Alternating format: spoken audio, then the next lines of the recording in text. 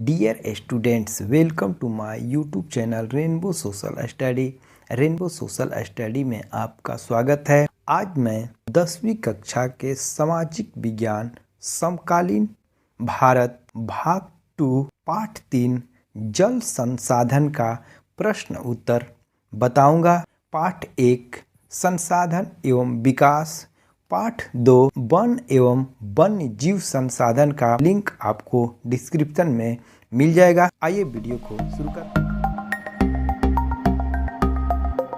वैकल्पिक प्रश्न पहला है, नीचे दी गई सूचना के आधार पर स्थितियों को जल की कमी से प्रभावित या जल की कमी से अप्रभावित में वर्गीकृत कीजिए। क है अधिक वर्षा वाले क्षेत्र, इसका उत्तर होगा जल की कमी से अप्रभावित। ख प्रश्न है अधिक वर्षा और अधिक जनसंख्या वाले क्षेत्र, इसका उत्तर होगा जल की कमी से अप्रभावित। ग प्रश्न है अधिक वर्षा वाले परंतु अत्यधिक प्रदूषित जल क्षेत्र, इसका उत्तर होगा जल की कमी से प्रभावित। घ प्रश्न है कम वर्षा और कम जनसंख्या वाले क्षेत्र, इसका उत्तर होगा जल की कमी से प्रभावित।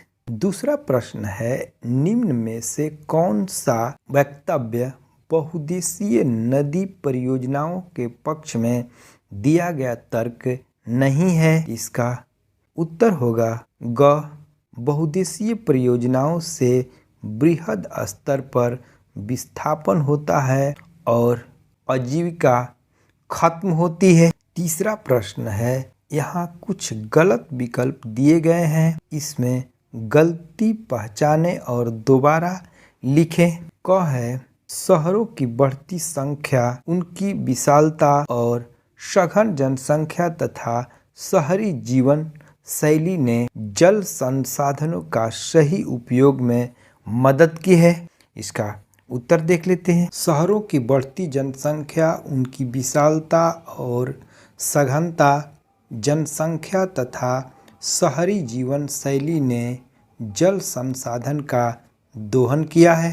ख प्रश्न है नदियों पर बांध बनाने और उनको नियंत्रित करने से उनका प्राकृतिक बहाव और तलछट बहाव प्रभावित नहीं होता, इसका उत्तर देख लेते हैं। इसका उत्तर है नदियों पर बांध बनने और उनको नियंत्रित करने से उनका प्राकृतिक बहाव और तलछट बहाव बुरी तरह से प्रभावित होता है। ग प्रश्न है गुजरात में साबरमती बेसिन में सूखे के दौरान शहरी क्षेत्रों में अधिक जल आपूर्ति करने पर भी किसान नहीं भड़के, इसका उत्तर है गुजरात में साबरमती बेसिन में सूखे के दौरान शहरी क्षेत्रों में अधिक जल आपूर्ति करने पर किसान भड़क गए। घ प्रश्न है आज राजस्थान में इंदिरा गांधी नहर से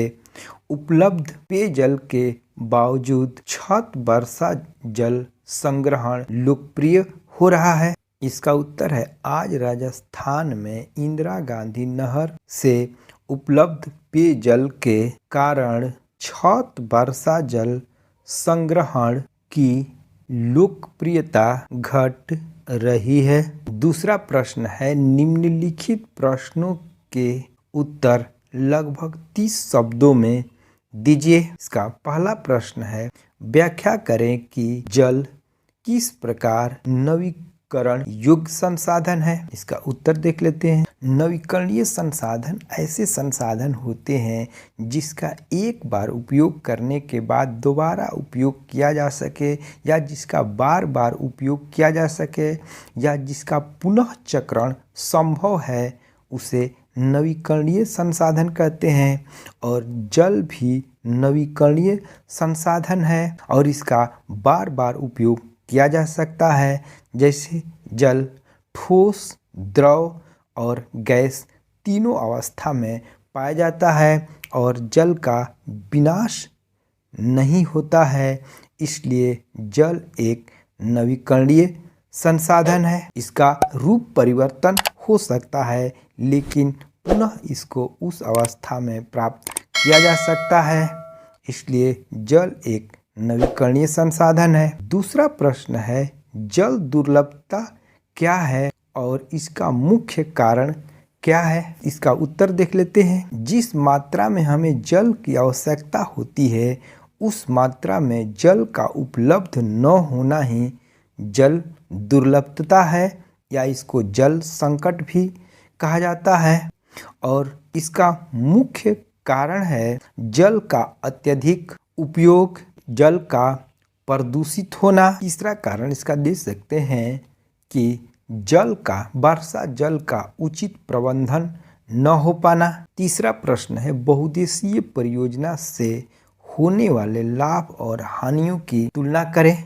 इसका उत्तर देख लेते हैं। पहला है, ये ऊर्जा के मुख्य स्रोत हैं, और हानि में देख लेते हैं, इनका पर्यावरण पर बुरा प्रभाव पड़ता है। दूसरा लाभ है, बांधों में एकमात्र जल सिंचाई के लिए भी प्रयुक्त होता है। हानि है, मृदा की उर्वरता पर इसका बुरा प्रभाव पड़ता है। तीसरा लाभ है, जल की उपलब्धता के कारण जल की कमी वाले क्षेत्रों में भी फसलें उगाई जा सकती है। तीसरा हानि इसका है, कई क्षेत्रों में फसल प्रारूप परिवर्तित हो गया है, जहां किसान जल गहन और वाणिज्यिक फसलों की ओर आकर्षित हो रहे हैं। पहला प्रश्न है, राजस्थान के अर्धशुष्क क्षेत्रों में वर्षा जल संग्रहण किस प्रकार किया जाता है? व्याख्या कीजिए। इसका उत्तर देख लेते हैं। राजस्थान के अर्धशुष्क क्षेत्रों में वर्षा जल संग्रहण निम्न तरीके से किया जाता है। लोग अपने घरों में टंकी बनाते हैं।